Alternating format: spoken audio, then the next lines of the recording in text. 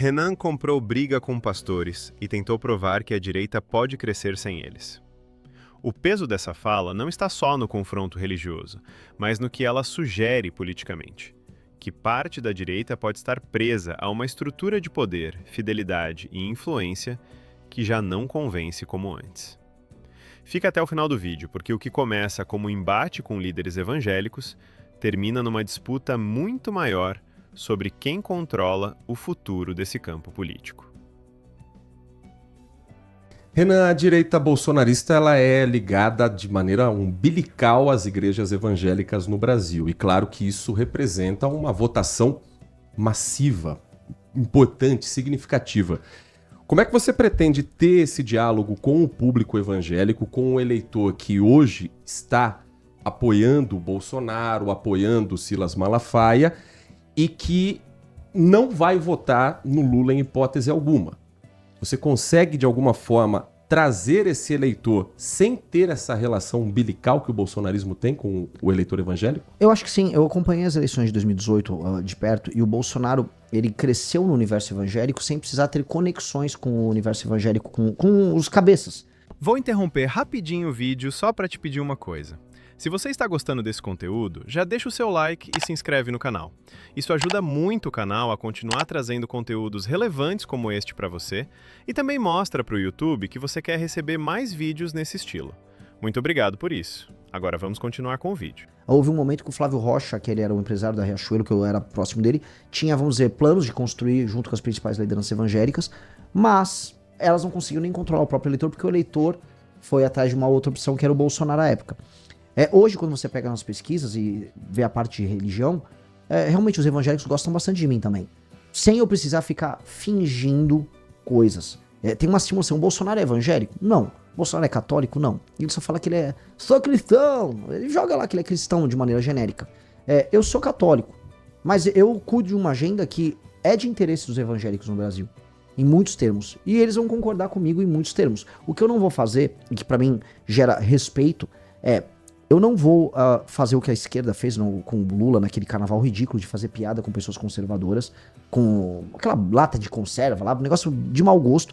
Ao mesmo tempo, eu não vou ser condescendente com pastor pilantra. E aí eu vou dar um exemplo. Tem pastor que está envolvido no escândalo do Banco Master. Tem uma das igrejas, que é inclusive aquele Nicolas, frequenta aquela igreja na Lagoinha, nada contra os fiéis. Mas o chefe da Lagoinha, que é o André Valadão, está ligado aos dois homens que foram presos hoje, o Vorká e o Zettel. Eu vou falar. E eu vou alertar o pessoal da comunidade deles, olha, suas lideranças estão erradas. Eu acho que as pessoas conscientes, que não querem ser tratados como bicho, essas pessoas vão falar, não, esse cara me trata como alguém que merece ser respeitado, ele tá me alertando. Então eu vou fazer isso. Eu não vou tratar uma pessoa que é evangélica como um imbecil. E tanto a esquerda trata ele como um imbecil porque o demoniza, quanto a direita trata o imbecil porque trata como massa de manobra. Eu não vou fazer isso. No início da conversa, o senhor até brincou, né, dessa transição entre um militante e agora um pré-candidato à presidência do Brasil. Quais são os desafios em trazer para a população essa imagem agora de pré-candidato? Como foi essa transição e o que você trabalhou dessa imagem até então? Olha, essa é uma pergunta muito pessoal, porque para mim é difícil eu ter que andar de terno. Eu sou uma pessoa que trabalha num escritório que mais parece uma startup de tecnologia. Uma empresa jovem, muita gente trabalhando, criando conteúdo, atuando com as pessoas. E eu sempre fui uma pessoa criativa. Eu sempre gostei de criar coisas. E eu nunca gostei da rigidez de estar arrumado e tal, mas hoje as pessoas querem. Eu não posso... Se eu não mudar, eu vou desrespeitar uma posição que é muito importante para as pessoas, que é ser um presidente da República. Então eu preciso mudar como pessoa também e eu me alterei. Agora, nesse sentido, ser responsável e apresentar projetos responsáveis para o Brasil, a gente já fazia. A gente já fazia com uma cara jovem. Então, por exemplo, o deputado federal Kim Kataguiri, que é do nosso movimento, ele aprovou ontem no Senado um projeto que aumenta penas para furto, roubo e receptação. Ele é o deputado federal mais produtivo do Brasil, de longe o mais produtivo aqui de São Paulo. O nosso movimento ele foi responsável pelo impeachment de Dilma Rousseff? Sim, mas nosso movimento já formou lideranças que passaram reformas ligadas à área da Previdência, mudança em legislação penal no Brasil como um todo, mudanças em leis fiscais. Ou seja, a gente sempre atua de maneira responsável com uma linguagem, com um estilo jovem. Agora isso tem que se alterar. Agora é um novo momento. Eu, por exemplo, tenho mais de 40 anos, também não tenho que ficar dando, com o cabelo desgrenhado, meio loucão, como eu era quando eu era mais jovem. Então, é um processo natural. O que eu não posso perder, porém, é o espírito de indignação jovem. Do tipo, eu ver algo errado e eu ficar passivo com isso. Hoje, na política, todo mundo é absolutamente cínico. E ensinam pra você no Brasil que pra você amadurecer, você precisa ficar cínico. Então você vê algo de errado, é parte do jogo, eu vou me adaptar. Eu não vou perder isso. Eu vou ser o mesmo cara que quando foi fazer política contra o PT na faculdade com 20 anos, ficava pistola, ficava bravo. Eu sou esse mesmo cara, só que agora eu não vou falar palavrões. Essa acho que é a diferença. Quando Renan mistura mudança de postura, ambição de poder e confronto com o PL, a discussão deixa de ser apenas religiosa e vira uma disputa real por espaço dentro da direita. Já não se trata só de romper com pastores ou padrinhos tradicionais, mas de saber se existe eleitor suficiente para sustentar esse crescimento sem a velha máquina por trás. Você acha que esse rompimento fortalece Renan ou isola ainda mais o projeto dele? Deixa sua opinião nos comentários, porque a parte mais estratégica dessa história ainda pesa bastante. A direita hoje ela acaba sendo representada pelo PL, pela onda bolsonarista que tomou conta do Brasil nos últimos anos. Como é que vocês se posicionam em relação à direita que busca o poder novamente através da legenda do PL? O PL é uma banca de negócios do Valdemar da Costa Neto, quem está nos assistindo e que fala, poxa, eu sou de direita porque eu sou contra a corrupção. Saiba que um dia você saiu às ruas contra a corrupção para pedir a prisão do Valdemar da Costa Neto, presidente do PL. O Valdemar da Costa Neto foi preso durante o Mensalão e ele foi preso durante o Petrolão. O Valdemar da Costa Neto fez parte dos governos Lula e Dilma. Em vários estados do Brasil, o PL até hoje faz parte de governos do PT. Então achar que o PL não é nada, o PL é uma legenda de um cara que é criminoso e que ganha dinheiro com política. Agora ele está ganhando dinheiro usando os bolsonaristas. Antigamente ele ganhava dinheiro, por exemplo, estando no governo da Dilma e atuando de maneira criminosa na área de transportes. O Valdemar da Costa Neto era famoso por isso. Então, o PL só é um depósito em que bolsonaristas concorrem, dão dinheiro pro Valdemar através do fundo partidário eleitoral, fazem aquele barulho deles e perdem pro PT. É basicamente isso. No Brasil polarizado, dá tempo de trabalhar uma terceira via até outubro? Olha, se eu tivesse milhões na conta, com certeza eu daria tempo. Com certeza eu diria pra você, já estou no segundo turno. Porque onde eu vou, eu convenço eleitores do Flávio Bolsonaro, no Nordeste eu convenci eleitores do Lula. Só que eu não tenho jatinho. Tava agora aquele Nicolas Ferreira viajando de jatinho lá pelo Brasil. É do Vorcaro, não é? No fundo ele tava de jatinho. Eu vou rodar de carro. Na verdade eu estou rodando. Eu rodei de Natal, capital do Rio Grande do Norte, até Fortaleza, capital do Ceará, de carro. Andei quase 1.000 quilômetros passando pelas cidades do interior. É um tipo de campanha extenuante de quem não dispõe de dinheiro, justamente porque o partido nosso, ele é muito novo, nós não temos grandes empresários por trás, mas onde nós vamos, nós convencemos. Eu voltei agora de Juiz de Fora, a gente foi fazer uma ação no fim de semana judicial, eu voltei de ônibus. Então, vai ser assim. Se isso vai dar tempo até o fim, aí vai dar quantidade de trabalho que eu vou colocar. Eu vou trabalhar muito mais do que os meus adversários diretos. O que eu sei é, se eu chegar a 10% até o final de julho, eu ganho essa eleição. Porque com 10% eu abro a campanha. Aí quando eu for na Band, no debate, que é o primeiro, tocando que é a música da democracia, no fundo.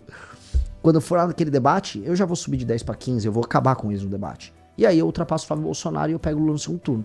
Então eu tenho uma corrida quanto tempo? Eu realmente tenho até julho para sair de 2, 3 ou 4%, variando com as pesquisas, até 10. Se eu chegar a 10, às vésperas da eleição, aí é bom o Flávio Bolsonaro já se segurar, é bom o Lula preparar o marqueteiro que eu vou pegar esse cara no segundo turno.